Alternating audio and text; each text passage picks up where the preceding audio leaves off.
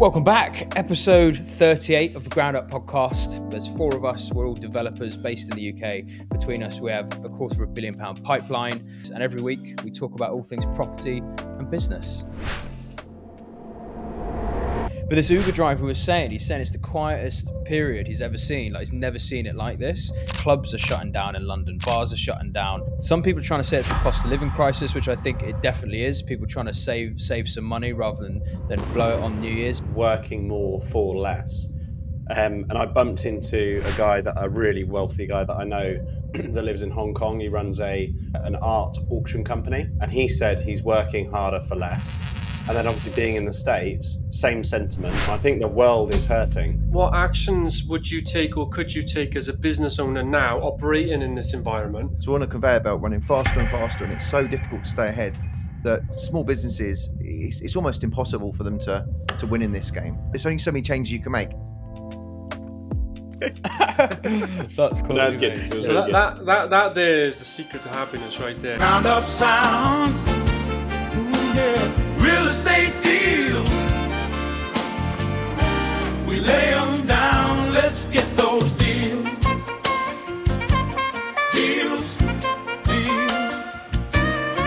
Deals making money, baby.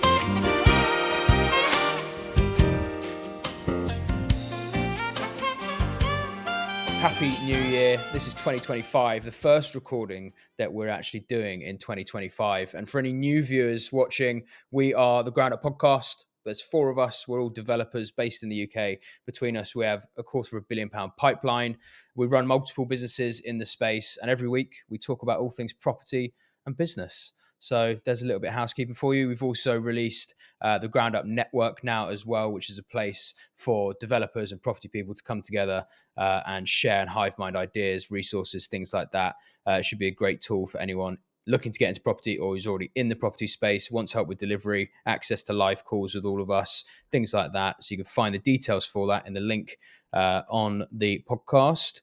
And without further ado, we'll crack on with this episode. Today, we're going to talk about inflation data and some difficulties that we've gone over in the economy over the last 5 years, because we want to summarize 2024 and just go over some of our experiences, our learning lessons, and try and share that knowledge with all of our listeners. But to do that, I think it's kind of prudent to go over why it's been such a difficult time. So we're going to try and look at some of the data that's caused crazy inflation levels, the increase in the money supply and stuff like that. And then we'll go into our experiences and other bits and bobs for 2024. And then maybe a bit of a forecast for 2025 and what we're looking forward to. So that's the plan for this episode. Hope you enjoy, subscribe, all that fun stuff. But lads, how was your New Year's? What are we saying? Happy New Year, guys. Happy New Year, everyone. Happy New Year. Happy New Year. It's been a nice chill What one do you guys, for me, to be honest. What did you guys get up to? Yeah, Stu, you were probably breastfeeding. Mate, honestly, this is the first year in 10 years of breastfeeding. First year in 10 years where we've actually done nothing. Last year when we had two, it was great for the family to want to see the kids for 20 minutes, and then it become our problem. And you're running around trying to get them dressed, trying to look after them, make sure they don't break stuff in people's houses. This year, we're like, you know what, just let them just chill at ours, let them play with their presents. So we done nothing for like 4 days. We went out and walked the dogs in the morning, pajamas, fire on, Netflix, kids played with their toys. It was great. So yeah, all fired up, Lolo, fully charged and ready to go. What about you, mate? Lovely. You were in States? Jack, you're in America. Yeah, I went to the most American house party that you could imagine in Long Beach, which is just outside LA. But it was good fun. It was like crazy people, just seeing how the Americans live. Like it's being dropped into that situation. Like there was occasions where I was chatting to people and I just felt like such a fly on the wall. Like it was so stereotypical. But the guy that hosted the party, he actually works in like fintech app, like phone apps. And he did this really cool thing where he said that he's got a surprise for everyone, and he showed the surprise at 11 p.m, which is basically where he changed every bulb in his house so it changed the same color and to the beat of he like loves DJing to the music. So it was so weird. You'd be like in the toilet and it would be like floating like a blue and then like change. It was nuts. And he went to so much effort to change all these bulbs in his house. And I was super impressed. Like he built this like light network inside his house. And I was like, thanks so much for doing this. And he was like, "Oh, well, I did it for me, but you guys could enjoy it too." That's cool. No, it's good. It was Well, really good. that there is the secret to happiness right there. He just did it for himself, and others got to enjoy it right there. Beautiful. Not doing it to just impress people. So, What about you, But Dave? I instantly thought of you just being at American Pie then, just at one of the partners. Yeah, One of the parties. I started thinking about stuff like that as well. People frat parties and talking about different stuff and gluing himself with super glue and all that sort of stuff. What about you, D? What'd you do for New Year's? Stiff Meister. So combination really of same thing like Stuart. My kids are a little bit older now, 6 and 4. So they take up so much time. I think on Christmas Day itself, I had to build like a 3-in-1 games table thing, which ended up taking me like 4 hours. So big part of Christmas Day was actually spent building stuff. Then I had to build my son's bike, take him out on that. So it was all about them really for that day. But then over that kind of period, I like to redo the company business plan, and I like to rethink about where we're going, what we're trying to do, what was last year like, a lot of reflection, a lot of forward thinking, and then the business kind of slows down because our site's shut and no one else is working. So then I end up picking up hobbies. So I was doing a combination of learning or enhancing my skills in chess, learning a new language, and reading a book, and lots of things really. I started going a bit insane. So Nice, mate. I'll tell you what, bro. A few hobbies, why not? What's this? My hobby, mate. It's the missus' Christmas present. I'm only that far in. I was hoping to get it completed. Nice. It's the new Ferrari. It's a lot cheaper than buying a Ferrari, I must admit. But honestly, these things are so therapeutic. You sit there with a book and a load of puzzle pieces, and it's pretty amazing how it all goes together. I think enjoy it. One a year. For the because I've been playing guitar, piano, learning chess, learning a language. If you spend, it's easy to lose half an hour on each one of them. All of a sudden, 2 hours is gone, and kind of in the day, that's all you need really, other than then working. Yeah, nice, mate. Absolutely. Good way to burn the time. Right. I had a pretty chill one in London, to be honest, and I usually don't. Usually I try and make sure I do something fun for New Year's Eve, but it was just one of those, like, just with growing the business, busy year, like leading up to Christmas, I just didn't even think about a plan for New Year's. And usually I have something in, like either a ski trip or like some party or something, but this year I had nothing. And I was like, do you know what? I'm just gonna have a chill one. Then I found out as well, and this has been in the news recently, that a lot of people were having chill ones. And I was in Uber, and the guy was saying it's been the quietest Christmas and New Year's period he's ever had. And I've heard that from 2 different Uber drivers as well, but one of them went into a lot of detail. I don't know if you guys do that, but whenever I go and I go, yeah, how's work? All good? Like, are you out every evening? Yeah, how you doing, boss? Exactly, yeah. And this guy was like, I just spilled coffee down my white top, for fuck's sake. You silly fuck. But this Uber driver was saying, he's saying it's the quietest period he's ever seen. Like, he's never seen it like this. And he said year on year, it's getting quieter and quieter for Uber. And I thought that was interesting. And then the news came out with some pieces. And I know a load of, from my friends and Honour's friends, loads of people having quiet ones. Clubs are shutting down in London. Bars are shutting down, other than the like Uber elite ones. And I think some people are trying to say it's the cost of living crisis, which I think it definitely is. People trying to save some money rather than blow it on New Year's. But I think it's also a social thing as well. Like the social fabric's changing with social media and things like that. And I think young people particularly, are less inclined to go out and do activities, and which I think is so sad. Because when I was younger, it was all about doing something sick for New Year's. Like I was even more precedent on it. I was like, New Year's Eve, I want to do something sick. And even now, I'm kind of like, yeah, a bit more chill now, like happy to sort of chill out, go somewhere nice maybe, which maybe is an age thing. But I think young people just don't even... It's called growing up, right? It's sad, isn't it? It's sad, mate. Very sad.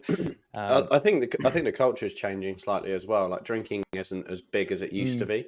Like, I think year on year, we've seen the most pubs shut every year, and it keeps being like a record breaking of pub shutting. So I think it's a culture thing, which I don't think is a bad thing, because I saw a meme of it said like, when you're in your mid 30s, and then it says, this guy does like this meme where someone whispers in his ear, run a half marathon. run a half marathon. And it's so true. Like everyone that I know that's like mid-30s has run a half marathon now. And if you look back at my dad's generation, they wouldn't, they're running between pubs. So I think the culture has definitely shifted. It's funny you say that. If you said to my dad about running a half marathon, why the fuck would I want to do something like that? I actually walked a marathon the day before New Year's Eve. Me and my mate just spontaneously, I spoke to him the night before. He's like, I'm going on a walk tomorrow. I was like, sweet, I'm coming. And we upped it to a marathon. And I cannot tell you how hard it was. Like I was absolutely dying. How many hours did it take, right? 7.5 hours. Like we weren't really going for time. Like although we were trying to keep a pace up. But it was more of a social thing. But fuck me, the last 6 miles and the last 2 miles, and I got in the house or in the flat, and my legs just felt like they were cramping. Like me and him were both on the floor dying, and we only walked it. I thought I could walk a marathon quite not easily, but I thought that would be all right. But honestly, very difficult to walk a marathon if you're not trained for it, let alone run a marathon. Fuck me. But anyway, so we've touched a little bit there. We're all very health conscious, I think, now. I think that's the difference, is that there's a lot more education out there. You can learn more on the internet. Yeah, when I was growing up, I wouldn't change it for the world. But when I look back, I literally was poisoning myself 6 days a week forever for what felt like all my 20s and half my 30s. So, yeah, giving up alcohol was a big change. But then you just don't miss it. I just don't miss it at all. Like I was watching Gavin and Stacey, and they're having that house party, and everyone's getting hammered, and they were drinking the shots. I thought, this feels so 90s. Like it just feels like so past where we're all at now. Maybe it's weird that but it's also it is like alcohol is kind of like the modern day come around the fire kumbaya sort of social thing that we did. Like that was how people came together. They didn't just come together and go, should we sit in a room and chat in someone's house? They went, let's have alcohol, get a bit twisted, and with that will kind of create a bit more of a vibe. And social now people don't drink. Like do we lose social things like that? I don't know. It's kind of, I agree with Jack that in a way it's probably a good thing. We're not intoxicating our bodies, but I don't think on balance it's a good thing that we're less social, particularly younger people who are then going to grow up to, manage companies, manage societies, councils, governments. We don't want people to be unsocial in those positions. So interesting. But anyway, let's go into some data, because we're going to talk next about just 2024, looking back on the last few years as well, because we seem to have come out of this, massive amount of market turbulence that we've been in. And even though 2024 didn't have, the crazy hikes of inflation and interest rates, although interest rates were high, they weren't hiking in 24 as much. But we were dealing with the fallout of the years before, and it was almost trading out of 2022, 2023 for 2024. Now we're in 2025. We can see a little bit more of predictability in the macro market, but we're still nowhere near a good place. We're actually in a diabolical place economically, and it's how we navigate the next few years. So to do that, I thought it was worth bringing this up on screen, because I know that quite a lot of people out there probably aren't interested in or look at CPI indexes, and which is the consumer price index, so the increase in goods. Mostly things like milk, bread, petrol prices, things like that. But also M2 money supply, which is the supply of our currency in our country, and just the size of government, real-term wage growth, stuff like that. This is really important to look at. And if I was to have like one sort of 2025 wish for everyone, it would be just pay more attention to government, pay more attention to our leadership, because it is piss poor leadership that's put us in this position. And it's kind of pointless having aspirations to run a business if you have no idea what the leading people of our society are actually doing to us, because they are this opposing force to our progress. If they could keep ruining the economy and increasing taxes, well, it's kind of pointless building a business, because you're just having to work harder and harder for less and less. So I think more of an awareness from just people in general of what's actually going on economically from the policy decisions of our governments is super important, and nothing highlights it more than some basic data like this. So, but just to dive in. Just to dive in there on that phrase, which I think is like perfectly astute for this from a macro perspective, working more for less. And I bumped into a really wealthy guy that I know that lives in Hong Kong. He runs an art auction company in Hong Kong. And I bumped into him just before Christmas, and he said he's working harder for less. And then obviously being in the States, same sentiment. I don't think this is the UK's political problem. Global. I think the world is hurting, and the governments are fielding what they can. Obviously, some better than others.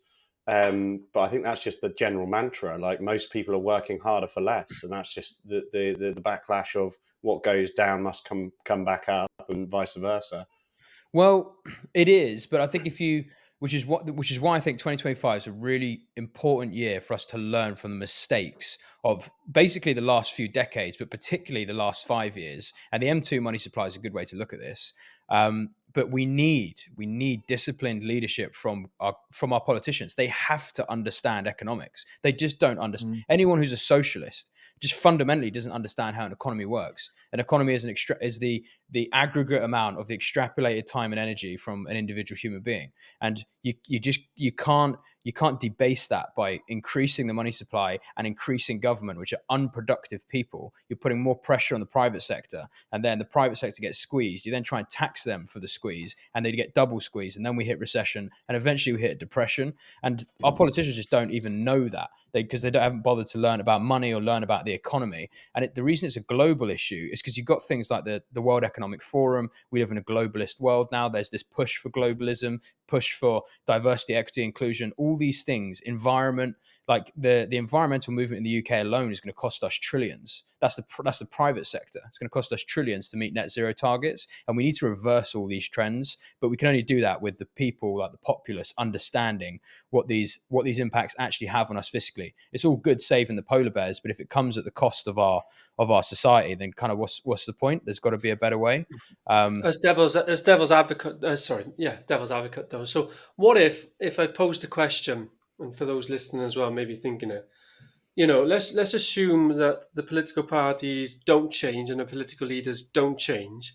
What actions would you take, or could you take as a business owner now operating in this environment, assuming that this is going to still be the operating environment for the next 5 years?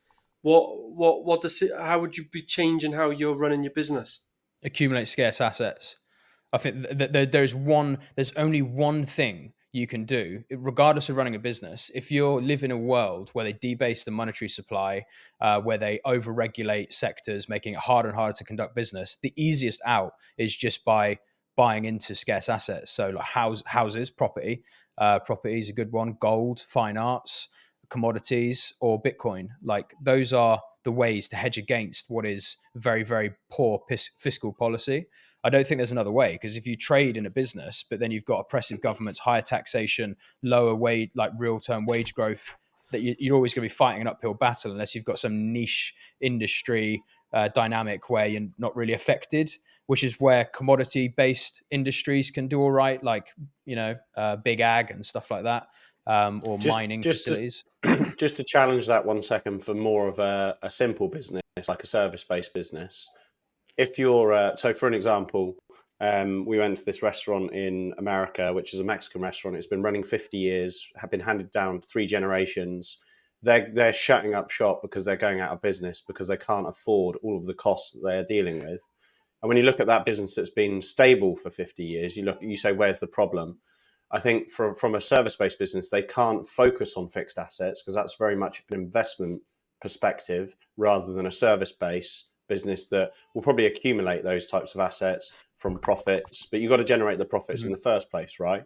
Like our surveying business or Stuart's loft business or, Dorian's construction business. It's not just the profits, though. It's they've got to grow 13% year on year just to stay where they are. So it's what's happened. It's just taken such.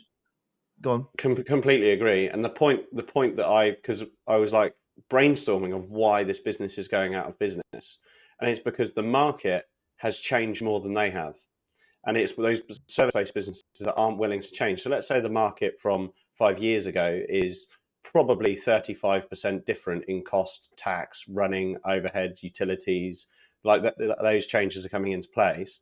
And the businesses aren't pivoting. The reason they're going out of the business is because they're doing what they did 50 years ago. So I completely agree with the investment outlook. But from a service-based business, you have to just be forever changing and adapt. There's catering companies that have absolutely cleaned up. When restaurants shut, they set up to deliver to houses, and then they've built their backs of their businesses without an overhead of a retail space. And that's the new age and the change. And if that restaurant went, right, let's do home deliveries of tacos on Tuesdays and Thursdays, for an example, they might have actually had a better year this year than they did every year since today. So I completely agree from an investment perspective, and I completely agree that if they're not growing, but to get growth, you got to do change. And the issue with the mum and pops is they don't want to change. They just go, we can't make it work anymore. And they're playing in a market that's being manipulated as well. So, these things, money should never have to grow bigger. We should live in a deflationary world, whole different conversation. But yeah, they have to change with the times, and you have to look at the new technologies. But you've got to grow 13% just to stay alive. Then you've got to grow another 30% to have the money to make the extra profits to then invest in assets. And how much has people got to save to try and buy property or art? These things are big, bulky items. You can't buy 15 quid's worth of art. You can't buy 15 quid's worth of property. So you've got to look at all the assets and see what you can do to stay ahead, because Bitcoin goes up 60% year on year on average. So, if it's not making more than 60%, you've got to question whether you're going to put your money into anything else. Yeah. But the market's so manipulated. Fundamentally, there is no answer. That, unfortunately, I just don't think there is an answer for the free market other than to get people like Trump into power, to get people like the AfD into power in Germany, to get people like Pierre into power in Canada, to get people like Nigel Farage into power in the UK, bring sensibility back to our governance. That's the only way to solve this, because the government's got so much power. We've been out with the printing press. We can work as hard as we want, and a retail outlet can do everything it can. But if they increase the money supply by 28% over a 5-year period, then you're never going to win. You're never going to beat it. So we need an awareness from the populace that economic sensibility has to be instilled in our government, and we need the right leadership, and we need to get rid of the woke environmental mentalists. These EPC targets, thermally insulating all these houses, it's great, but it's going to cost us trillions, and we didn't need it for hundreds of years. There is no sensible argument for why we need it now other than virtue signaling. Other than, but I want net zero. I want to be energy efficient. Yeah, but if it's costing way, way more, then it's untenable, then it's just not worth it. It doesn't make sense to do it, because impoverished people don't care about their energy consumption because they care about their fundamental survival needs. It's the upper class that care about the virtue signaling things because we have the privilege to do so. So there's just so many things that we need to understand as a public to then hold our government to account. And we're seeing it already, though. Like all those countries I just mentioned, they are turning. Like the tides are turning massively. Hopefully 2025 is the start of that turn and it gets better and better. But let's look at some of this stuff. Go on, D. No, go on, D. I was just saying, I understand a lot of the points and the sentiments, and then it's just the other side of my brain. It just keeps going. But everyone listening to this can't.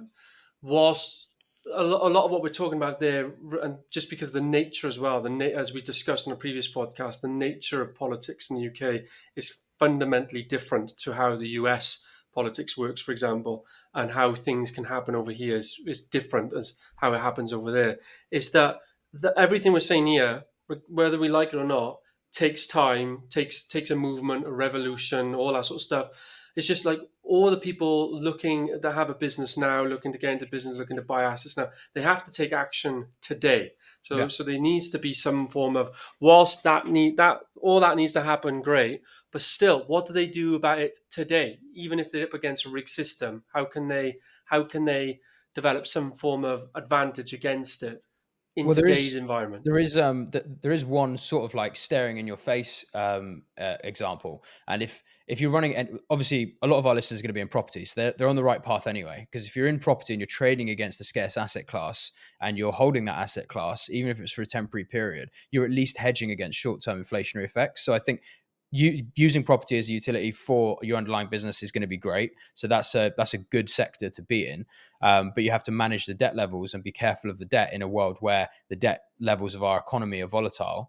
But the other thing is technology. Like we're also in this place now where technology is so great that it can do a lot of heavy lifting. And there is no one of our business is optimized perfectly for technology. There are arbitrages and efficiencies that can be made by leveraging technology, marketing. You could probably save a lot of money and create more growth through not necessarily having to spend more money, but spend more time on learning how to use these technologies. So I think that's a sort of an immediate one. Is taking a look at your business, your systems, your overheads and thinking, can I use technology in a way to save me money, or can I fold things into my business? And there's strategies and things that you can do to strengthen the business. But fundamentally, technology, I think, is one of the biggest things you can use to try and at least protect your bottom line. I think it's the first place to start, if you'd agree with that, D. I'm just curious about everyone's thoughts. What about you, Jack? Stu, what do you think? Anything further to Yeah, that, or I agree mean, with that? Or? my view is, and we like Ryan just said, we fold businesses into our businesses, but it's quite difficult to then manage your time and the growth and the change today in all of those businesses all at the same time, because fundamentally all that change relies on you as a business owner. But my view is if you always try and stay in the top quarter every year, rather than just the first year of trading or 50 years ago when you're a restaurant, you will be fine. And it's difficult to stay in the top 20 quarter, 25%. But then that's the same in every industry. If you want to be the best runner, if you want to be the best athlete, if you want to be the best musician, and change is supportive. I was looking at the most car sales ever, and Toyota's like top, and it's something like 9 million vehicles that they've ever sold. But they've been in business for decades, whereas Tesla is on the top 15 leaderboard, and they only set up their business, commercial trade for vehicles not long ago. So it's supporting change, and it's all about staying in the top 25%. And you look at the businesses like Toyota, they will get picked, they will get caught up with for the modern age of a vehicle. So for me, it's all about trying to focus on your business being in the top 25%, not being the best, because that's almost near impossible unless you've got something that's extremely niche, like we just touched on.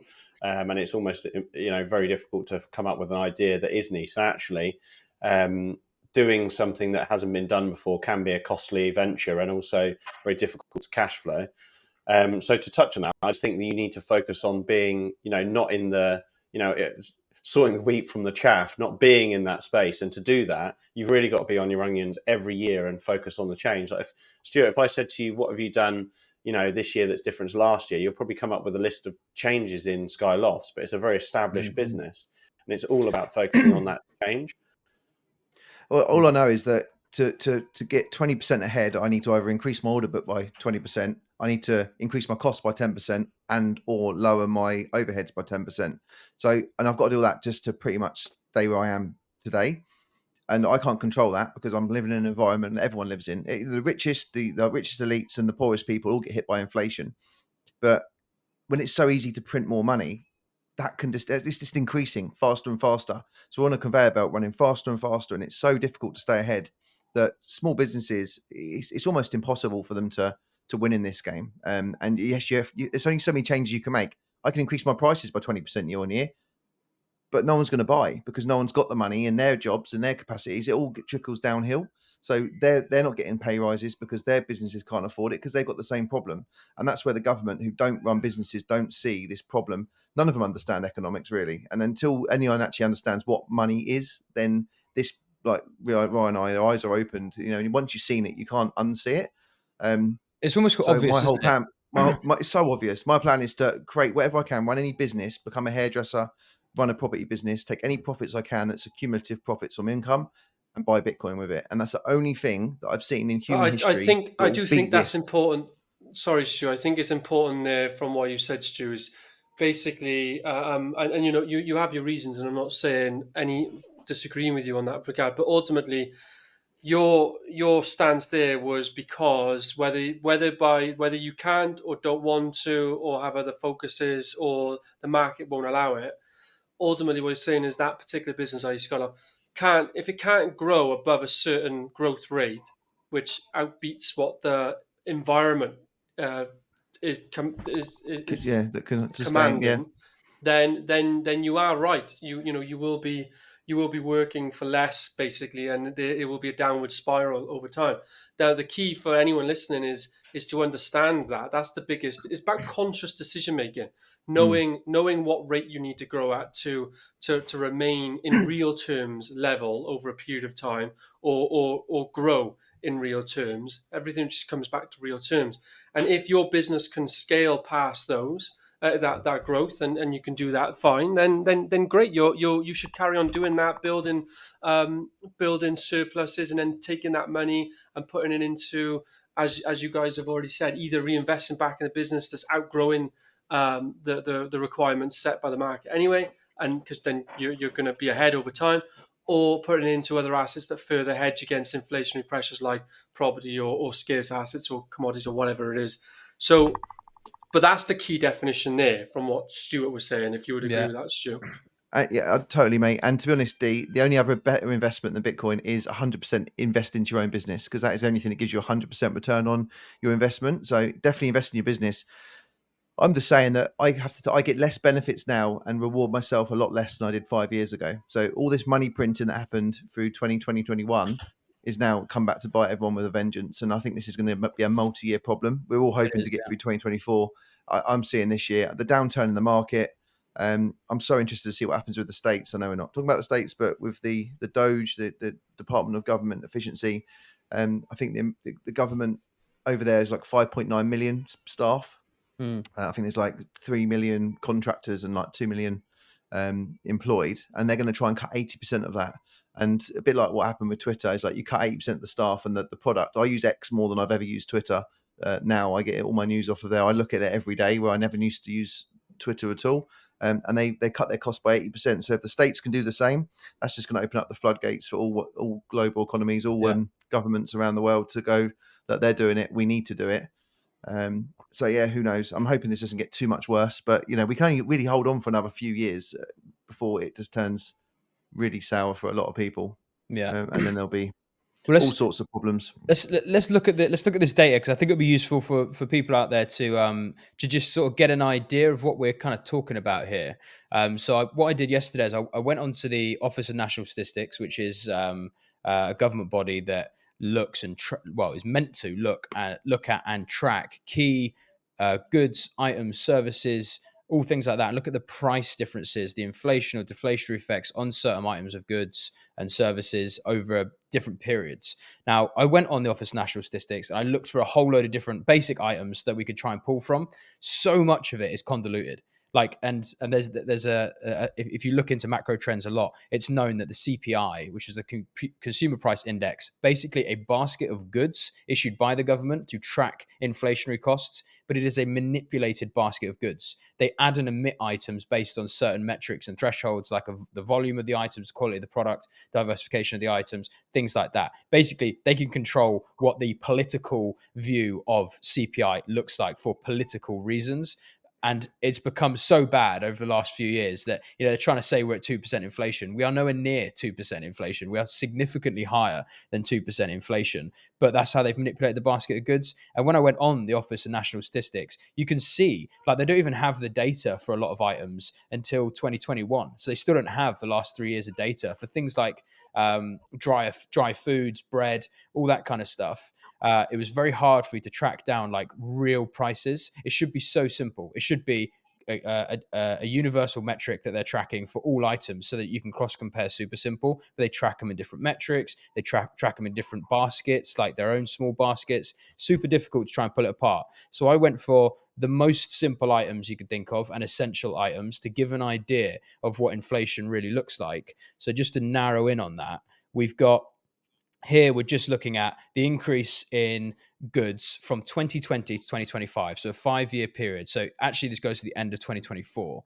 So milk and pasteurized per pint was at 44p per pint in 2020, up to 65p 2025, which is a 48% increase or 10% year on year. Now, done the same thing there for baked beans, the electric spot price, megawatts per hour, petrol, diesel per litre, sugar, cocoa, which is chocolate, toilet roll, dry bag of pasta, cereal, and then looking at more asset-based things like a new car, and then the average house price, and then the average rental price, which, if you look at the assets, they've gone up 30% over the last 5 years or more, and as an aggregate of those different items there, that's 63%. And bear in mind, in there is petrol and diesel, which kind of skews the average quite a lot, because that's gone up 1% annualized year on year, although it had a huge spike in the middle and then dropped back down. And that would take it to about 68%. So annualized, that's 13% increase in just these goods here. And there are some that are more and there are some that are less that will pull that average around. But these are, even if you just take the new car and the average house price and the average rental price, these are some of the biggest expenses that an individual bears. So they are a larger total amount of someone's cost. So they'll have a stronger amount on their real inflation that they're feeling because that overhead and that cost burden of paying your rent or paying your mortgage. So that's just to look at there, and then look at the M2 money supply. And this is what most people probably don't think of when they think about inflation. But this is, inflation is government spending, just period, paying for anything government, and the increase in the money supply is all a tax on all of us. And the M2 money supply is the dirtiest tax. So if you look at the increase, so M2 money supply is the circulation of currency and savings accounts and just in the It's marketplace. global. It's global, yeah. All global money, all governments from everywhere in the world doing. Yeah, creating new money. Yeah, and we're tracking the pound here. So we're looking at the pound. So in 2020, there was 2.4 trillion pounds in circulation. By 2025, there's over 3 trillion pounds in circulation. That's a 27% increase in the pound, in the currency supply over a 5-year period, or 5% annualized, or 113 billion pounds year on year. If you then look at the 5 years before that, from 2015 to 2020, it went from 2.13 trillion to 2.4 trillion, which is 13% year on year, which is still horrendous, but more than half of the amount that we saw over the last 5 years where we had COVID and things like that created a lot of economic stimulus. And that's about 50 billion a year.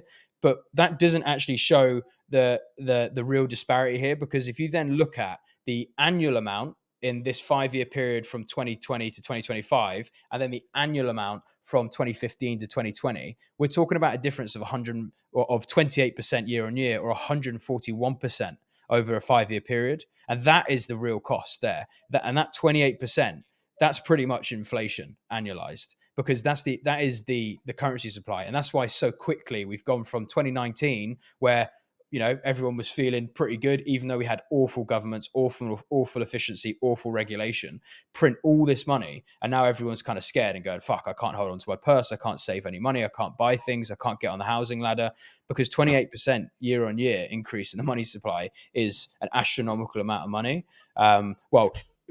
Divided across those years. And then if you look at that on a graph, this is the M2 money supply from the mid 80s up till now. That's inflation. That is what's caused inflation, is this massive amount of printing from our government, an increase in the currency supplies, why the pound gets so devalued. There are, of course, opposing things to think of as well, like GDP growth and things like that, but GDP growth is nowhere near the increase in the M2 money supply. GDP growth hasn't been 28% over the last 5 years. So this is the real economic thing that's causing a lot of hardship. Would you say though that again, just as the devil's advocate on, would you say that the increase in the money supply has also increased liquidity, the availability of liquidity for not just individuals but businesses throughout? So if you've like embraced a bit of leverage, you'd have had access to more liquidity to be able to do more deals, to be able to scale a bigger portfolio, for example, because increasing the money supply surely means there's more liquidity in the world. No, the way it works, when they increase the money supply, the money has to land somewhere. So the money has to fall to the end of the spectrum, if you like. It doesn't come in and then sit there within the business. It has to fall. The money supply isn't like, it's not like you can harbor that yourself. Like, you don't own that as a business. The money supply is ubiquitous. Like, everyone gets impacted because it's the money supply. So it has to fall somewhere, and it falls to assets. It falls to scarce assets. So ultimately, it doesn't matter how much stimulus businesses have. If the money supply is going up, then the currency is getting debased. And if the currency is getting debased, it doesn't matter how much money you have. Yes, you can arbitrage that and use that for business growth, which can have real-term benefits to your business. And that is something that can be done. But it's only wealthy people and bigger businesses that can do that. And ultimately, it then has to fall to the assets, because the assets then hedge against that because they're scarce, and they go up with basically supply and demand, whereas the monetary supply is getting devalued. So the average person gets poorer and poorer and poorer, whilst those that own assets get richer, and that divide exacerbates. But very like that jump, for example, from 2020, just take that one. Was that mainly because of the liquidity poured COVID, in due to COVID? Yeah. But then if that money came in, because then that was distributed to the public through the various schemes like bounce back loans, C-bills, furlough, all that sort of stuff. So the money was created and pumped into the sector. And it was a lot more. It was much more of a liquid time, if you all remember. It was a lot more easier to secure funding on many aspects of things, business and personal, in that time.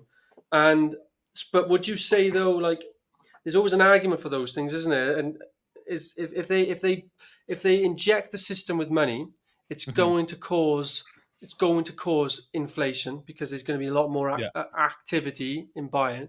But if you've taken that money and you've done something productive with it, you should have beaten that. You should have outperformed that. In theory, yeah, but you'd have to beat the real term difference of the inflationary effects, and also bear in mind that printing that money comes at a tangible cost, and that is debt to GDP.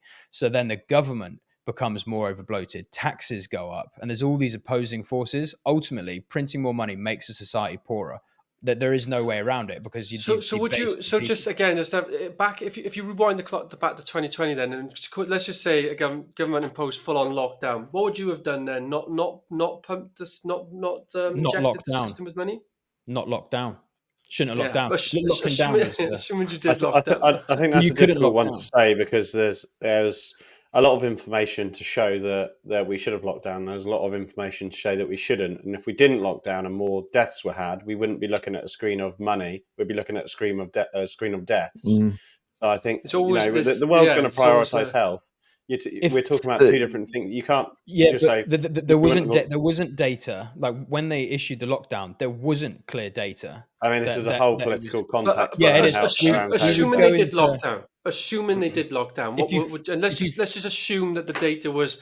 We're going a different tangent, but let's just assume for now that the data was sound and we should have locked down. What would you have done from a fiscal point of view? Rations. That's probably the only way around it. It's like in the war effort, the only thing they could do was ration and have people go back to more like, agrarian ways of living, where you have to, But then there's no growth at all then in business or in the sector. Like, you can't have, like what we've done, cake and eat it, can you? We grew. But not in real terms. But how does the government rationalise public use? Because that was when businesses couldn't trade. And we were at war, so they were feeding families and they were splitting out rations. But let's just assume we were locked down and businesses still wanted to be businesses. You can't call up every business and go, drop your prices 10% or make sure your customers rationalise, because we're in more of a free market now than we were then. I know there's another argument around underlying tones of limitation and restriction and, monitoring businesses. But I think COVID... what they could have done... Yeah. I'm just thinking out as we're talking, what they could have done is, rather than the government give the people the money to then spend it with primary goods and services, everything was closed down. So all that happened was no one could spend anything apart from food and petrol. I don't even need for petrol, to be honest, because you're stuck at home. So what government could have done is they could have given a bond to the supermarkets. They could have fed their demographic, their areas, and then that could have been repaid by tax, but rather than wasted money. I think the problem is that all this money gets printed. So you're saying the consumers in Tesco's wouldn't pay for their food? No, I'm saying that the government would have fed the country effectively through that period. The thing is, the supermarkets had the biggest growth that they've ever seen during COVID. Yeah, because so did Amazon and things like that. I think that the way ran in and they took all the toilet roll they could find. They just shouldn't have locked us down. Like and let's say that the pathogen was deadly. Like let's say it clearly was knocking people out left, right, and center. Okay, if that's happening and we lock a society down, the globe down, we lock it down, then we can't then lock it down and just turn off the economy, but expect the economy to do anything useful. What they should have done is gone, right, we're going authoritarian. We need to go full authoritarian to actually manage this in the most efficient way. Because if you're shutting the economy down, you might as well go, right, now we're rationing people. Now we're doing this. Now we're doing that. Frugality, keep the lights off, save your energy, do as much as you can to not bear consumption on society, to keep down that money supply and the necessity for more stimulus. Because all it's doing is delaying the consequence. And we're now feeling it. So we may as well have locked down and gone to rations, because now people are having to ration because they can't afford things, because of that money supply having that tail end effect. And we're still not even into the worst bits of it. So But this they isn't might a as well have UK just gone full problem. Monty. It's It's a the reason global we problem, print our yeah. money. The reason we print so much money is because we need to keep our pound weaker against the dollar. That's why I pay so much attention to what comes in America, because if they're going to print and weaken the dollar, we need to weaken the pound to make sure that our export and import is balanced and we don't become uncompetitive with with Europe. So it's all intertwined. It's all a complete mess, and that's the beauty of It money comes from printing. Yeah, I it's mean, a dollar, isn't it? we Global could. standard. Yeah, it's very difficult because the biggest catalyst to most of this change that we've seen is we've always had a linear growth curve of money getting less valuable. That's inevitable.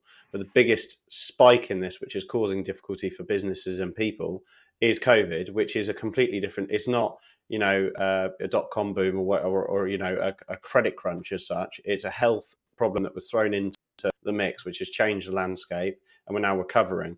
And to some degree, Ryan, I agree with you. I think rather than there be vaxxers and anti-vaxxers, it should have been people that believe in staying in and people that believe in staying out, and just let those people still be out and at risk. But you're not allowed to engage or communicate or cross paths with people that want to stay in, because they can live their lives inside and we can live our lives outside.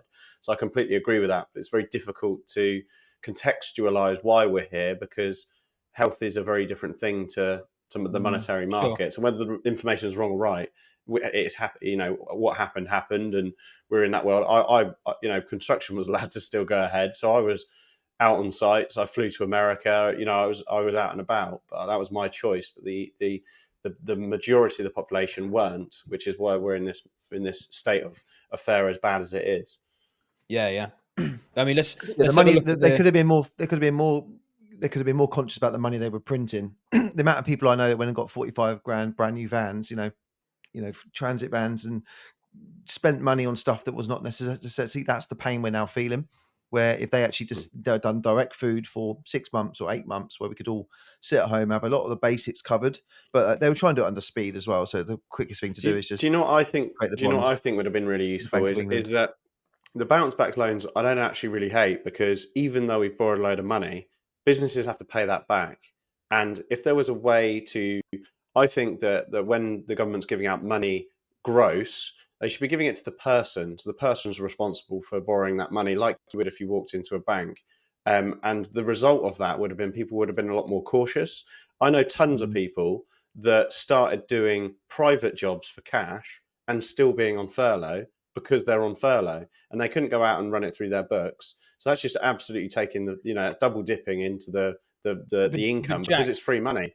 And then they hear their friends doing it, and then they go, well, if I morally probably wouldn't do that, but they're doing it and I'm going to have to be the one that's paying it back. So why did I do it as well? And it builds this osmosis effect where everyone starts taking the piss. It's like prime example. If you go to a wedding that's an open bar, and if you go to a wedding that's not an open bar, even though everyone can afford the alcohol they're putting in themselves, there will be more waste if there's an open bar, because it's an open bar. People will have 2 sips of beer and go, which one's mine? Doesn't matter. I'll go and get another one. And it's all of living off someone else. And if it's free money, they don't think about the future and the cost of that. I know what you're saying. It's free money to the individual, but even to the individual, it's not free money. The only way I would agree with that, where we should give it to the individual, is if there was the right guardrails in place and it came from net reserves that the government held. But by printing it, they're basically giving it to people and stealing it back through inflation.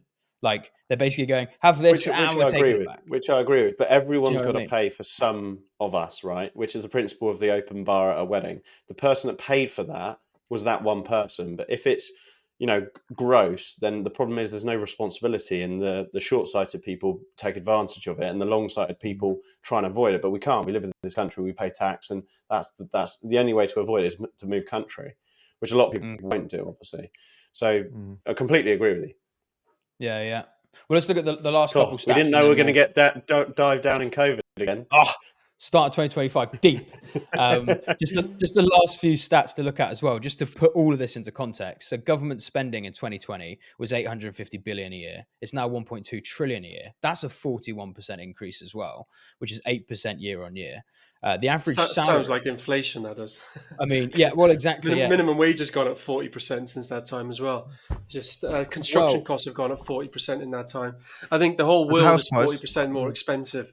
Yeah. Yes, but the average. Have you given your staff 40% increases? Yeah, exactly that. You've got to compare this against salaries. Yeah, I'll take the fifth on that one, Stuart. Yeah, exactly. I can't afford it. No. To be fair, though, a lot of the salaries have genuinely gone up. It depends on. It is quite specific on roles, but like anyone listening in the construction space, and if you're not in construction yet, be prepared for huge salaries now. Like they genuinely is. There's a lot of my staff.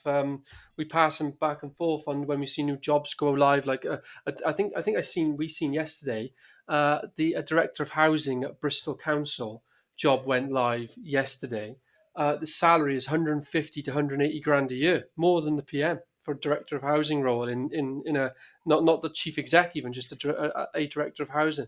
Obviously, still a big role, but in construction, QSs are on serious money. Site managers, technical managers, they have gone up a serious amount since 2020 as well. I would say, yeah. Just on that though, I don't know what the number is, but I think isn't the minimum salary like 25 grand from April this year? So, when I was a young kid, it was like 9, 10, 11 grand. Is it 25? I think it's 25 grand per person. So if you're £12.21 an hour. So if you assume, was it a 35-hour working week, 40-hour working week? I'll just go listen to Taxman. 2,080 hours in a year. So do that, 280. What was it, 12? 25,400. 25,480, yeah. From April. So if you're a barber or a hairdresser and you've got 6 people or 4 people, I know they do it per desk and they'll subcontract out. Or if you say you're running a restaurant and you've got 6 waitresses or whatever, that's a shitload of food you've got to move on top of all your overheads, your OPEX costs. It's becoming so unsustainable for these smaller SME businesses in whatever service. I mean, I can't see it. It can't go on. I mean, if it's no one's saying it's going down to 6% to 2% to 1% to negative 4%, this is getting faster.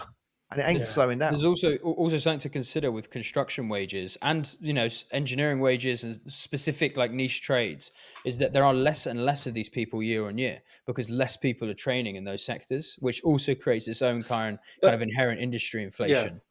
Yeah. And the biggest thing, right, is if anybody listening to this is hearing old historic or doing any old training in development or refurbishments or construction, be very, very, very mindful if you're hearing any like quoted build costs of like £1,200 a square meter, £1,300, £1,000 a square meter. That was like pre-2020 timescales. The costs have gone up significantly since that period of time. So and that's not just inflation. Yeah, I mean, just to touch on tendering. Because I think is a really key point for the majority of our listeners who are in property and construction. I spoke to this was years ago, and when we started doing costings, and I was speaking to a guy that runs a massive quantity surveying business. So his job is to quote work. That's essentially all he does. And I said, how do you get an accurate quote? And he said, well, we look at the last 3 tenders of a similar project and take an average and add a contingency. But the issue we have as property people and someone that's new to the game is you don't have that those last 3 tenders were an hour ago. We don't have that volume of seeing the market, and you can look at BCIS, but I think that's 6 months out of date at any given point. And the changes that we've seen are huge. So you need to build in BCIS is a good place to start. Speaking to people is a good place to start, but it's really difficult to, like Dorian said, draw an average of something that we used to build at because it's just completely changing every month. And that's what we saw. And a lot of businesses struggled with that. Yeah. But coming back to, sorry, just because the other invisible point here, which we've not talked about explicitly, but it's fundamental. When you're doing a project, those project life cycles can be like 4 years. So by the time you secure a site, get planning on it, get into a build contract, or just do the development yourself and then sell it on, can be a 4 year cycle. But let's assume you've got the site with planning and you're just going to go straight into the build. You're still talking like an 18-month term, right? Now, if you look at that, or just from the quoted rates there, like the inflation movement within 4 years is anywhere between 25 and 45%, depending on which figures you're looking at. If you the key missing bit is whatever project you're looking at, you need to be factoring some form of future. You've got your data today, but what is the future inflation, and how long do you need to potentially look to also cover on top? And then if you start factoring all that in, you could end up finding yourself that no deal really works, which is, like if most of the deals, if anybody was in a fixed price contract in the 2020 era and started in that era, would have ended up going on to probably lose money or break even or make quite a low margin. Anybody that was started a job in maybe 2022 or 2023 when the market kind of fell out and or demand stopped, but inflation still kept rising, they also probably ended up the same effectively. So I've rambled a bit there, but I guess the important thing is trying. You're never going to know, but inflation is the invisible killer in your deals, really. Yeah, it's a society killer. Like inflation just kills everything. But I think if you're property specific, if you're looking at a retention strategy, then I think you're always going to win. Like if you're retaining the asset, you'll win because it's hedged against inflation. Like over the long term, when you annualize that over a 10, 15 year period, you'll make a lot of money. Well, you'll make a lot of nominal money, and you should make real term money as well, so long as we don't suddenly increase the housing supply, which I don't think is going to happen anytime soon. But if you're trading assets, if you're trading an inflation hedged asset, then you're always trading back into the thing that is deflationary. So you're trading back into a money that's bad money. So I think if you're trading assets, then it's difficult. And we've seen that over the last few years. Yes, the big companies, the PLCs, although some of them have gone bust, some of them are struggling on their books, where they've banked some of these assets 5, 10, 15 years ago, like the land, they've got that arbitrage in the land to help support the deal. But SMEs buying land and trying to go into delivery off the back of that and holding that for 2-3 years and plowing in all this capital, they're going to really, really struggle when inflation is that rampant, because you're trading it's like you might as well be, it's like selling shoes or things like that, but you're trading something that's really capital intensive, really volatile, and over a prolonged period with a lot of regulatory tape to go through. So it's quite a difficult thing to trade in this kind of market where money's unpredictable. So holding assets, I think you'll be fine. If you're not holding assets though, then and you're selling them, then your margins just get squeezed within that short period. But let's just look at these last bits, because this is also quite interesting. The average salary in 2020 was £31,000.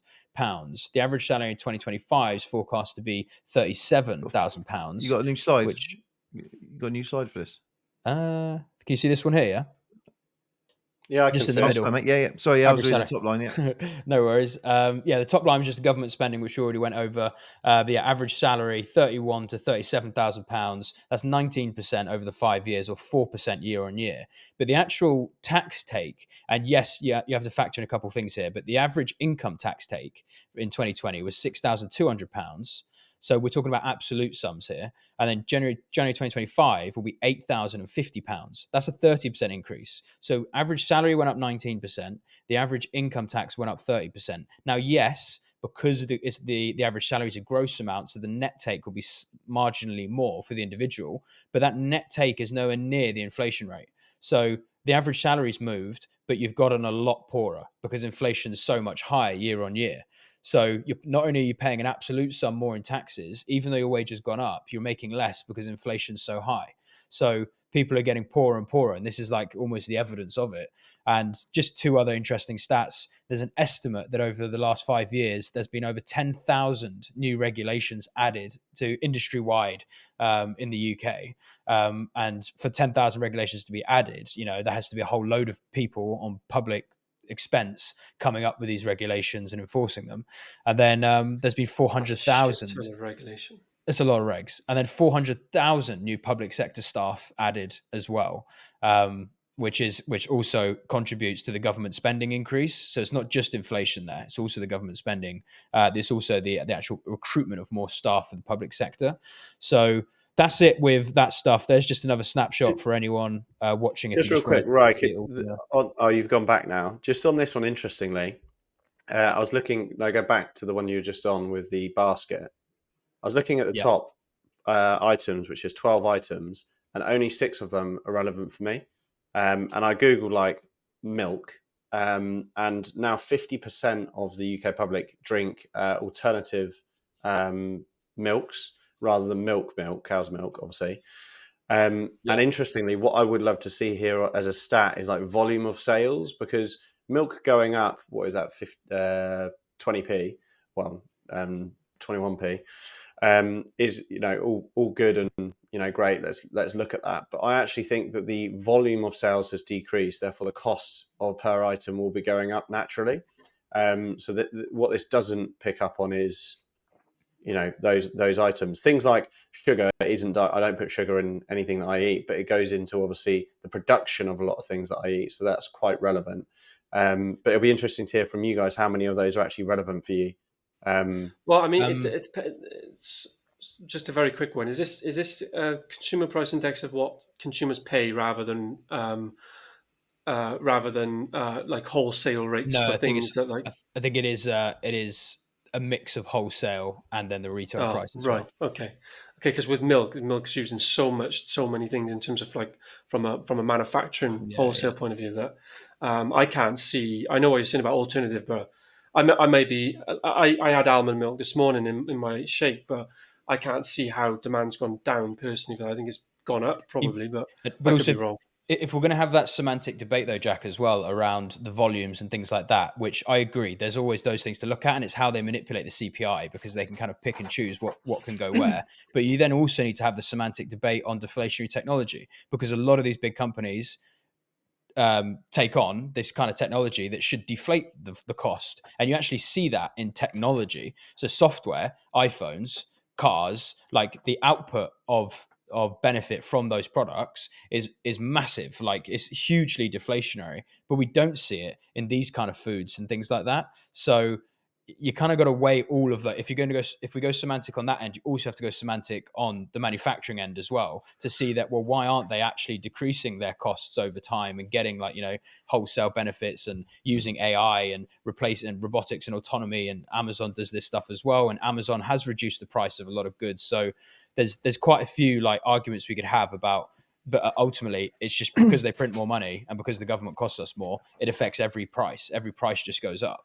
And then there are nuanced industry-specific inflationary effects, like in construction. There are less trained tradespeople, there are less trained contracts managers, so they can command a higher price. So there's also those nuances in the industry. But fundamentally, they increase the money supply that gets priced into every goods and service, which I think is the more of the thing to focus on. Just right, when you say Amazon have decreased the price of things, what have they decreased the price of? Because the way that Amazon works is a wholesaler, like a retail wholesaler, like my mate, he calls up PG Tips and says, I want to buy 12 pallets of tea to sell online. So the only impact that Amazon are having is on the retail stores who have staff overheads that are different because they're running, inefficient businesses or people on the floor, checkout people, security people or whatever it may be. Whereas Amazon is just building a more efficient distribution process.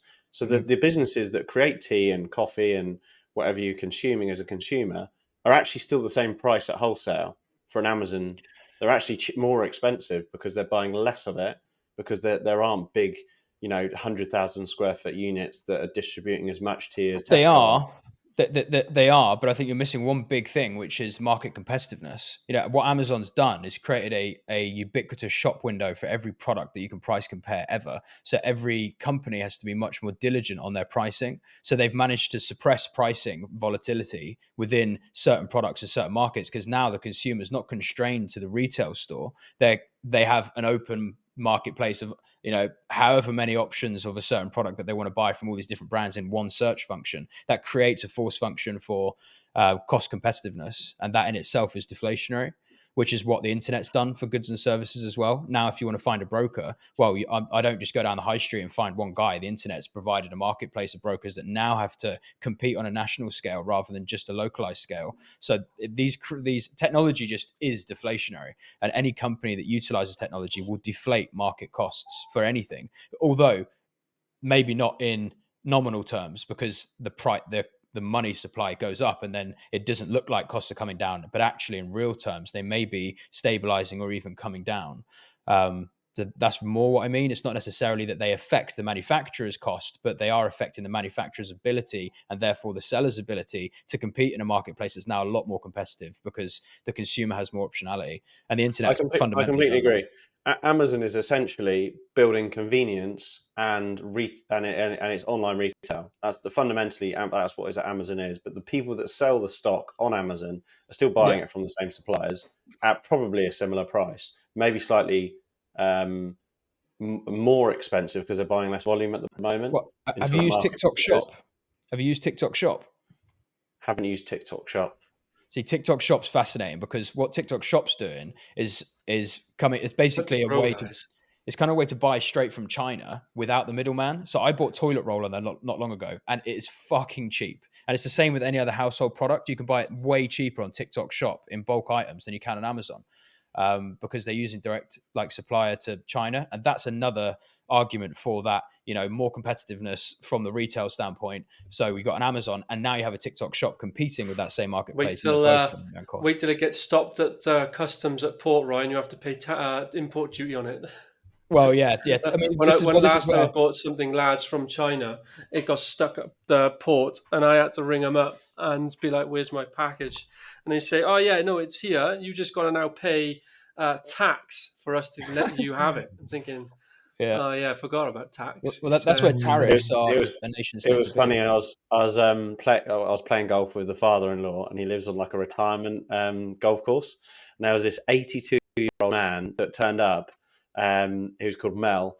And my father-in-law was like, "Hey Mel, you got new sneakers?" And he was like, "Yeah, I bought it on TikTok." And I just loved that. Like, an 82-year-old man has bought his golf shoes on TikTok, and I even shopped on TikTok. And it's just I like. It's set to grow. It's actually set to grow massively. They're saying it's going to be one of the highest growing trends, and meant to be. Depends on obviously what America does with banning it or not. But if you're looking to buy household stuff, this is for our listeners as well. You're looking to buy toilet roll, washing up powder, all that kind of stuff. Just buy it in bulk on TikTok Shop because honestly, it can be like 50% cheaper. It's crazy. I keep getting notifications from TikTok. Cheaper than Costco, right? As well.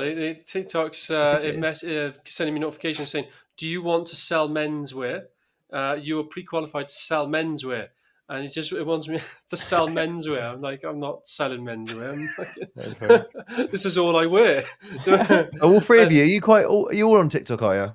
Yeah. I'm not on TikTok at all, but I just use a TikTok Shop every now and then. Neither. So it's quite addictive. Coincidentally, do you I would love to buy as much as I can from independent businesses. That's how I've always been. And actually, Central Suites, our HMO company, one thing we do is we contact every local business in an area we have a HMO and get them on board for like a community discount. And it's really good for the tenants because they get a discount at the store. It's really good for the local businesses because it supports them.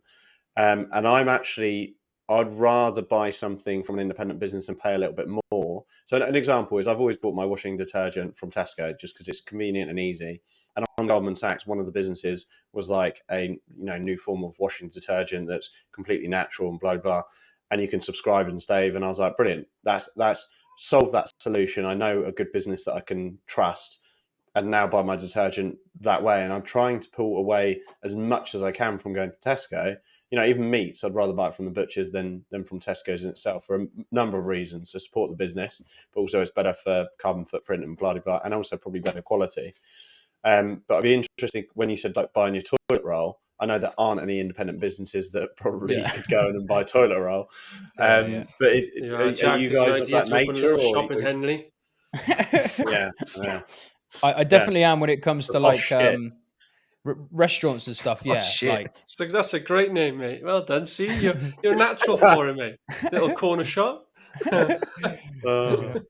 Uh, I agree with you on restaurants and things like that. Definitely, like rather than going to like Nando's, I like we just did one recently at the local pub. Fascinating one as well. It's 400 years old. King Charles used to eat there, and like such history in some of our old pubs and things like that. And I like going to eat there rather than like a big, fast food chain or a big chain of stores.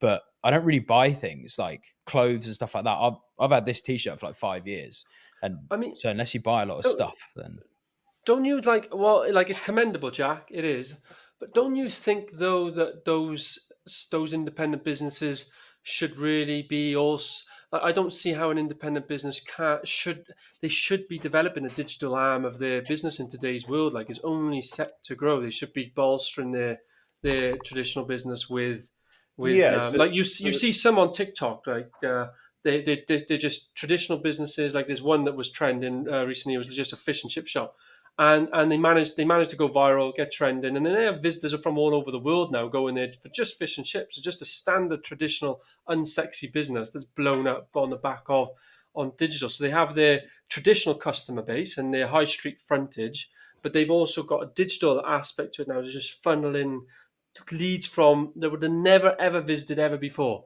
I don't know. That's what do you guys think? I Yeah, think the I think- opportunity is in. I think the opportunity is in the experience business. So the fact that you can tell a story that you've been to this fish and chip shop or you've been to this nice pub at King Charles used to eat, whatever. Everyone's looking for that experience because they can't afford the normal the things that you used to be able to afford. You couldn't afford. So now you're trying to find joy and happiness out of the smaller things in life. That's where the opportunity is going because of the inflationary environment we live in.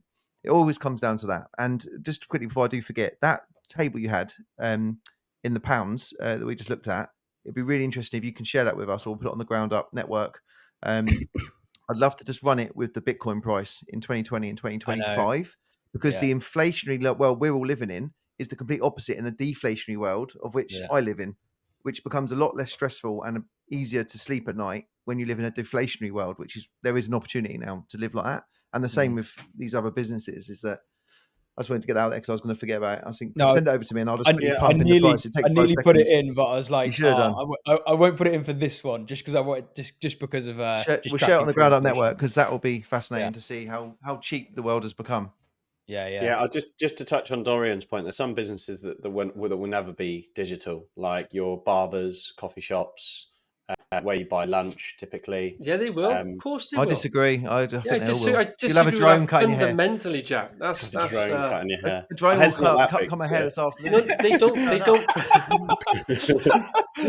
There's some barbers on like TikTok, for example, that have over 1 million followers. The business they must generate from that is crazy. Yeah. I think you could leverage marketing for a barbers, like to get more customers through the door digitally. So there's always some scope for digital presence. But I understand what you mean, that you can't cut someone's hair digitally. But you could train. There are barbers who are famous for training other barbers online and like gym PTs and things like that. They could create their own line of branded products, like their own waxes, their own combs. If any of us have 1 million followers, if any business has 1 million relevant followers, they can revenue streams can be created instantly. It's just one post. Agree. I mean, it's Prime, the energy drink Prime. Like the two guys that set it up had zero history in the drink world, and now they're competing with Coca-Cola because they just have a massive brand. Completely agree with that. It's like the actors and the celebrities who create whiskey brands, gin brands that go from products. 0 to 100 million. Why won't a robot? Why won't a robot be able to cut my hair exactly how I want it? It will. Like literally chose from a magazine and it will turn Well, up. I mean, yours is quite easy to be honest, isn't it? Come over, it's called gentleman's haircut. Short and smoke. But no, he just goes in and shows a photo of me. Goes about me. Can you cut it like that, please? I want to look more like Henry. I think you're right though. Yeah, robots will do that. They'll do everything, and it's only 5-6 years away. Everyone thinks it's like 20-30 years away. It really isn't. Like there's so much going on. It's not. It's huge robots coming. Well, let's do one last thing to finish this off then, guys. Just 2025, learning from what we have over the last few years, not just from, inflation and price increases, but also just operationally. Like, what are you guys doing? Anything different? Have you got a new strategy? Are you pivoting your operational model? Start with D. Like, Any thoughts there for 2025? Yeah, I've got a few, and I've written the whole business plan. I'll share it with you guys as well, actually, so you can see it. But ultimately, very, very succinctly and simply, we are going to carry on scaling Castle exactly what we're doing, just being still hyper niched, hyper focused, being the very best of what we do. Trying to raise funds with a social impact investment fund at the moment. Going to continue to try to do that and open up. If I can get that over the line, then our growth becomes really, really exciting in two different fields, not just a trading business anymore, but also a portfolio and hold, which for long-term equity growth, which is great, and deflation, hedge as well against inflation. And then really, as a side to that, I'm going to focus still, or more so, from I think January this year, we've got somebody coming in, a new staff member, focusing on building the personal brand, because just on the back of what we discussed there, the power of it, I've witnessed the power of it firsthand this year as well. And there's just no reason for not going kind of all in and really trying to scale that personal brand to, helping lots of other people working, obviously scaling the ground up network as we're doing it. But it will help the business. It will help the business not just now, but in every other part of the business plan. When you look at it, it all just gets complemented by having a strong personal brand and an audience around you, because it just makes growth so much easier and scalable. And the ability to raise money, importantly, for people like us as well. Yeah. In terms of the media side of it, though, D, what are you deploying? You're going to just produce more content, better quality content, YouTube channel, stuff like that? I've got a staff member joining this month who is a videographer and editor, and then I'll have I'm refocusing the entire marketing team mainly around my personal brand rather than the business brand. And we're going to make a plan. We're going to have much more frequent content posting. That's so on the relevant platforms: Instagram, YouTube, TikTok, and we're going to up the frequency, carry on, and just provide really good, strong value, really, and obviously try to do trends and all that sort of stuff. But really, what I'm going to do is I'm going to get them together. Then I'm going to hit up you, Ryan, to see if you'll give them a little masterclass. That's what we're going to do. No fucking problemo. I'll let Jay do it, mate. Jay's a beast. What are you saying, Stu? What about you, mate? Plans 25. I'm very similar to D, to be honest. Just going to stay focused, not waste money, and focus on profit first this year. I think we've bled a lot of money from Skylofts into sort of plugging holes in some of our developments that we never really knew everything we had to price for. We've got all that data now, so it's now the discipline of making sure that we use that data as accurately as possible to make sure we price the next 3. So my plan is to get 3 fairly big developments on the board, 2 million plus, with a 5 to 6 million GDV, 2 to 3 of those a year. I want to do sort of 2-3 HMOs. I've committed now with a good friend of mine who we're going to do 50-50 on a number of HMOs over the next 5 years. So I'm going to get that up and running. StuartWyeth.com, very similar to D. I've spent a lot of the Christmas time putting everything together. We've got so many like podcasts I've been on and this Ground Up and the Ground Up Network. And I just feel it's all a bit disjointed. So I want to have one place where if someone wants to look into Stuart Wyeth, they've got somewhere to go and they can see what I'm about. They can see the loft business. And I was trying to keep it all separate, but now I'm like, actually, it needs to be folded into one. And if someone's going to invest with us or lend us or want to come on the journey with us, then they've got everything in one position. They can do their research and make sure they can see that we're all genuine, honest people, not trying to sting people and rip people off. And just focus on Skylofts. I think we're going to move into our new office this year because the bank should be finished by February. We should be in, hopefully. Well, 1st of March is what I'm aiming for now. And that's going to be a brand new start, new office. I've worked from home for 6 years and now I'll be predominantly back at the office, which would be nice to be around the staff. So I'm looking forward to this year. As long as we have a stable market, all we want is stability. And I don't want crazy up and down swings on interest rates because it just makes everything so much harder to work in. So we shall see. There, little note as well. If you are going to put everything into one place, it's well worth using a link tree and sticking that on your Instagram description, because that's probably going to be used more than a website. You just have a link tree that then links to the various things you're involved with. They can click one link and just see everything you do, because people do that quite a lot on Instagram. At Skylofts, though, are you pivoting the strategy there? Are you going more aggressive on the growth? The market sentiment's coming back. We've done a few interviews to get another member of staff in to start the year. I was hoping they could start when we get our new office, but it sounds like we're going to make a decision next week and just re-strategize the team we've got. Like I don't want to have a huge amount of staff because it just comes with such a weight. So we're just going to strategize on reshuffling some of the job roles around, getting the most out of more people, really seeing where the staff that I've got want to go. And once we get in the office, I can put everything up, the vision on the mission, we can put everything up exactly where we want to go. So this year is all about just setting up for the next sort of 4 or 5 years of, now we've got the development piece and we've got a lot of lessons learned, and we know that's the direction we want to go alongside Skylofts. And some of the staff members are more interested in property development. Some of them really want to stick to doing the lofts and actually have more of a responsibility and more of a management position in that company. So yeah, my plan is just to get my meeting room, get in the office, and then sit everyone down and go, right, this is where we want to go. This is all our strengths. Which way what position do you want to play in the game of Why do you have to wait world? for a new office for that? Because I've got too many things open on my plate. I need to just close a few things down, get the bank finished, get planning for the bloody Twickenham site so I can get all the boys over there. We've obviously spent quite a lot on all the stage 4 drawings and all of the pre-development costs. So I want to see to make sure that was worth it, because I'm hoping that the benefits in that is going to save us, tens, 50, 80 grand, 100 grand in the build costs. And that will open up my eyes to go, actually, what do we need to do in-house and what should we export? What should we do externally? So I just need to get that done, because we've got quite a lot exposed on those things at the moment. Everyone's saying it will, and I'm hoping it will. I'm hoping it's going to take 3 months off the build time. The more you do in-house, Stu, the more staff you need. More staff you need, the more control you've got. But equally, the more control you've got. If something needs to be done in 2 days, that's where it's you done in end 2 up with days, so not many 4 staff. weeks. It's like between, so for us, we try, as you go down the path of bringing things in-house, you realise when it can make savings, that's great. And then when you have a good, strong, ambitious pipeline behind you, like, right, we actually need more than just one person to do this. And then all of a sudden you're like, 3. and then you're like, have 4 different in-house divisions, and you're like, you've got 20 new staff. You're like, oh my God.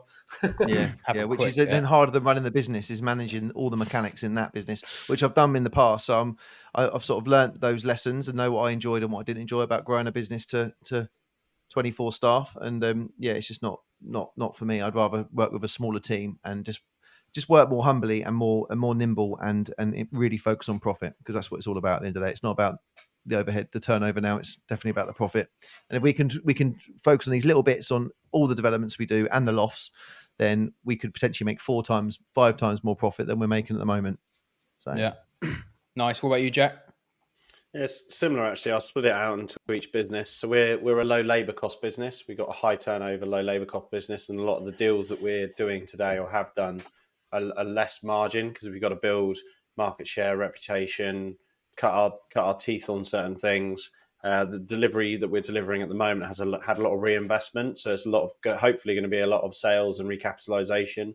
We're selling over, I think, 70 flats and houses over the next 6 months, which is going to be a very pivotal part to our business. Pay down some loans that we've had and blah blah blah. But the business in XP, we're going to focus on the higher margin deals. We need to do less to get more, if that makes sense, than what we've done to date. And we're better positioned to do that. Look at cheapening our finance costs, because you can't say I'm going to buy cheaper deals or I'm going to sell for better value, as much as you can say I want cheaper funding options across the business. We've actually already started this, where we're doing a lot less buy-to-lets. We've held a lot of stock today, and we're holding, we've got a building that's got £1.4 million worth of equity in it. That's net profit equity that's sat in the deal. It's making us 30 grand net a year just because it's 14 buy-to-let properties. So we're just being a lot more bullish on selling those units and only keeping high cash flow. Some of those are commercial buildings, some of them are HMOs. So we've actually got XP itself, I think, has got about 45 HMO beds in delivery at the moment. So we're going to keep the high cash flow HMOs and trade out the buy-to-let properties that we would have held. And our target by the end of this year, which we're on set to do, is our net income from all of our portfolio and our HMOs to target to get to that to 110% of our overheads. So if next year we don't want to develop or the market's shit, we don't need to. We're actually then a cash flow positive business month by month, just on net income. So that's XP Property. XP Surveys is obviously a service-based business, and it's quite a competitive industry, but we've always focused on being digital, being like no one else, being a software and an intellectual property business, a process and a lead generation company. So we take the overhead, the sort of the lead gen, the management of that and the operations, We've got our own algorithm that we're building that's already started on instant quoting, but to actually deliver that whole service for one-man bands that want to tap into that lead gen. So to be a national business and focus more on the software side of things rather than the actual product. Obviously, the product's important, so that's XP Surveys, but we'll continue growing. Hopefully, we'll increase our revenue so that we can spend more money on that sort of national growth, because it's built purely on reinvestment. And then Central Suites, we're like, the business model works, it's just capacity and growing. So we have got a really good pipeline at the moment. We're going to stay lean, do flips and HMOs, and just keep growing. Not too much change in the HMO business. It's harder to find them, but they still work really well.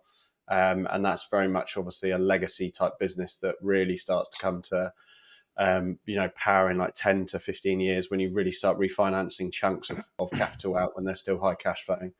A bit more of the same and focusing on higher margin. This is a big year for XP Property because, a lot of what the deals that we did 6 years ago, the profits are in the deals that we're doing today.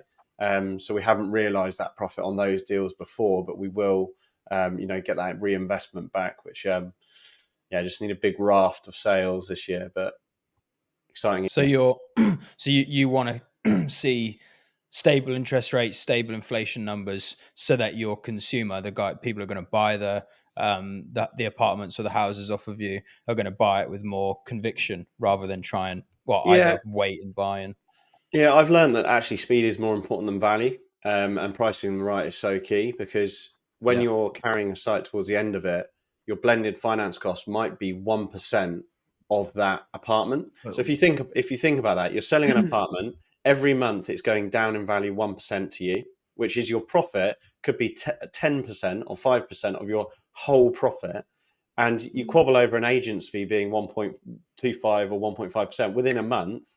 You've paid an agent's fee and finance costs. So for us, it's all about sales. We've spent a lot of time focusing on who we're selling with, how we're selling them. We've got a sales consultant that's been helping us to do that, because the cost of their head is going to be 7 figures difference if we do get it right and trade out stock promptly, which we've had. One site's gone to market and we've done really well out of it. So it's all about clearing the decks. We've got some really cool projects coming in, like a bank, which will be, again, way higher margin, and also keeping some HMOs within the portfolio. And that's kind of like the blended model we're going for now, like really high margin deals or high margin and HMOs are part of the development, and definitely be more bullish around selling, because the cash flow problems that we've had over the last few years won't be a problem as we grow and trade out everything that we've got today. Nice. Nice. So stabilizing, growing, realize your profits, love it.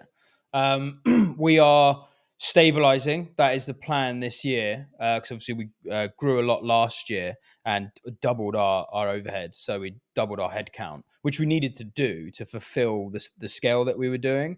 And we still need a few more this year. I think we'll end the year on, if it's a good year, we'll end the year on about 40 staff across the businesses. So that's across the maintenance business, the lettings business, construction, development business, and the sourcing and acquisition side of things kind of blended together. I see it that there's about another 10 hires we need so that we can just stay at the kind of scale we want to stay at, delivering the HMOs, the buy-to-lets, and the larger sites as well. So that's clear in my head, like what pockets I need to fill there, particularly in construction. So that's one thing. And then we've opened up a buy-to-let arm as well, which is the whole point, is to diversify our product offering as well as cash flow. So we do the buy-to-lets and the HMOs for clients, and we want to get that to a steady level. We focused a lot last year on building the infrastructure for media, marketing, things like that. And that's paid off massively towards the back end of last year with lead gen. And now it's a case of going into delivery on those things, which then will have the consequence on the operations needing a couple more hires. The nature of our business means that everything kind of grows as a consequence of the sales end. So the lettings business, the maintenance business, that back end side is all nice and easy to kind of manage, and we might need a couple more letting staff. We actually shouldn't. We should only need one this year. But the construction business is where a lot of the focus needs to happen this year. Construction, acquisitions, those are the two places. Sales, we've got locked down now.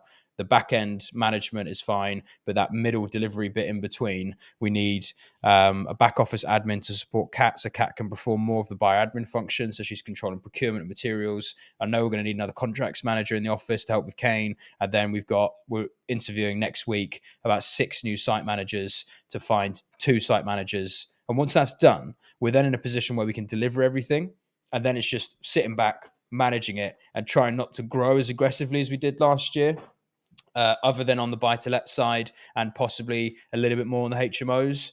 The buy-to-lets are great because they give us more scale and revenue without needing that many more staff members, whereas the HMOs are more intense. So that's our main plan, as well as just accumulating as much Bitcoin as we can, whilst the US looks to add it to their balance sheet. So and that's not a joke either. I mean it. I mean, like, we want to put as much into Bitcoin this year as possible before it flies over the next halving cycle. So yeah, that's me. That's us. We got the office to refurb as well. The next part of the office to refurb, which is annoying because it's going to cost us about 40 grand. Yeah, that's me. Anything else to add? Just out of interest, you're obviously growing a lot of businesses that do all fold into each other. What's your geographical view? Eventually, you're going to do more down south, or are you going to? Because obviously, you're sort of between Darlow and London. So what's your sort of more 10-year, 20-year plan for building these high cash flow businesses up north? I think we want to maximize the market we're in as much as possible. So the regional market we will expand a little bit to Leeds. We are in Leeds already. We already do stuff in that area and have done stuff in that area. So between Leeds, Newcastle, and the North Sea, that's kind of where we want to maximize our presence in that market. And it's huge market. We could turn over tens and tens and tens of millions across the different businesses outside of the development business. So we want to dominate that first. Once we do, things like the maintenance business and the lettings business, we could expand, but I don't know. It depends. I'd rather dominate that market up there, so we know every corner of the Northeast. We know the values. We know the people. We know the resources. We know the councils. We just want to get to know every part of where we operate, and then I'd probably just expand the development arm down south. So just take on developments in the south, have the head office maybe manage it from the Northeast, but outsource quite a bit of it down here as well. If I was to come south, that's the only thing I think we'd do. I don't know if we want to nationalize things, but outsource the construction. Yeah, probably what we do. Maybe maybe we'll see. Difficult one. We are talking about outsourcing all of our MEP now to one guy who's going to manage the whole thing, which will take a lot of the stress off of some of our developments. But it's more to do with professional indemnity, really. If we come to sell it, it's going to be better than to try and do it all in house and have every contractor working under Skylofts on every project. So that's something we're thinking about doing this year. Interesting. When you say one person, you obviously want to split that. You also want to split that just in case you have another building control issue where you've got all your eggs in one basket. Yeah, but we will be looking to work with one person to build it, because basically they're going to do all of the MEP drawings and be fully responsible, and then the ventilation and plumbing will go through their contract, so they're entirely responsible for that whole project, which means we're paying a 10% overhead profit margin on top of what we would pay if we were paying them directly. Is this still your business, or is this a separate business owner? It's a separate business owner. You've got no share in that business. You don't employ that person. No. Right. So we're going to try that and pay again slightly more than what we would be used to paying, to see if that helps us on the sale and to make sure we've got everything at the end if we are going to start selling these sites rather than keeping all of them, which was my original plan. So yeah, that's something that we're going to look at this year. Nice. Well, 2025, here we fucking come. Hopefully nothing crazy happens in our market. What do you do with yours, actually? What do you do with yours, Dee? Do you outsource everything to one contractor? At the moment, we outsource the drawings.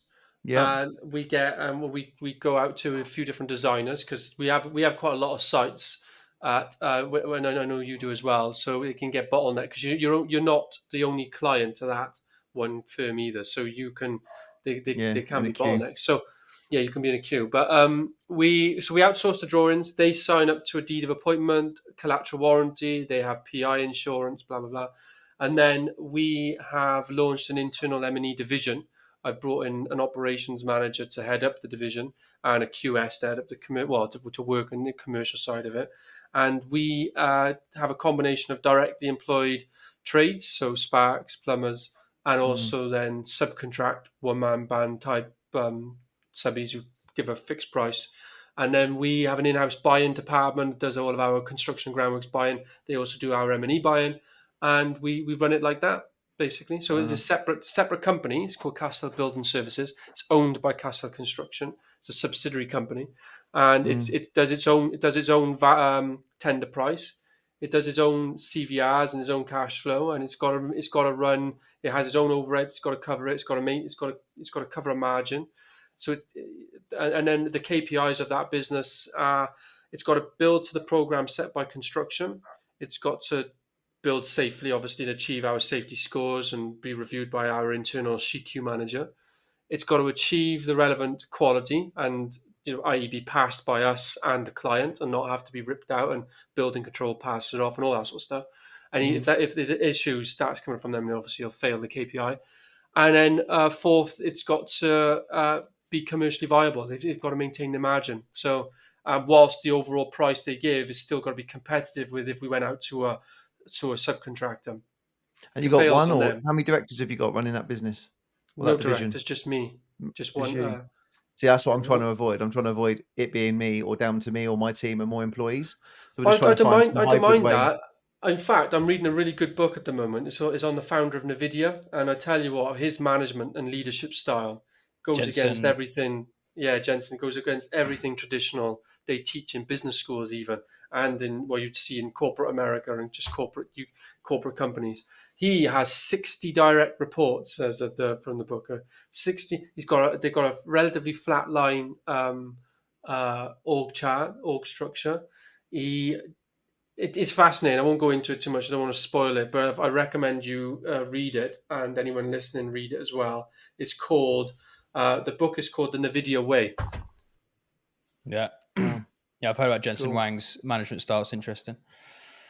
Cool guy. Kind of similar to Bezos in a way, how he streamlined his reporting back from the floor, isn't it?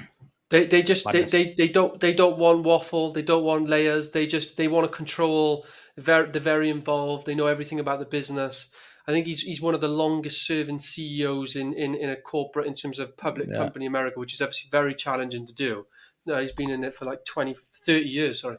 So he's very, very successful, and clearly it works. But ultimately, he works, when you read the book, and has done for decades, on the ethos. You'll start a company meeting to his team.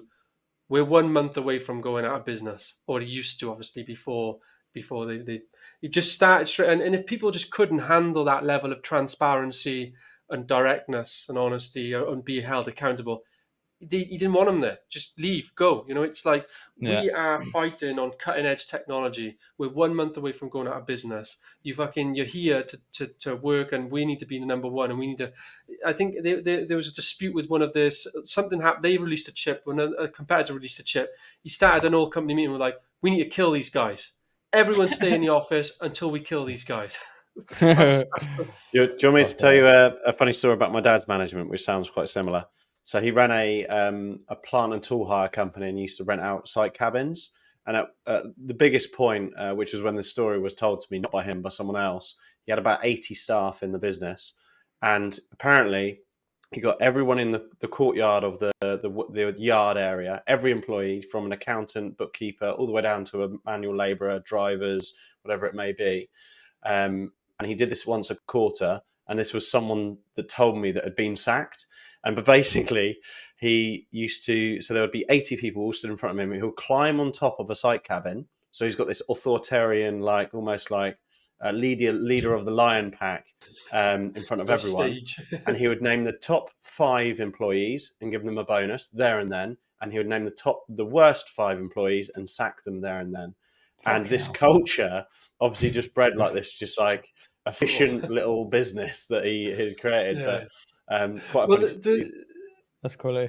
Yeah, honestly, guys, to read it, I won't spoil it. But one other quick story from the book I've read is how Jensen's style is.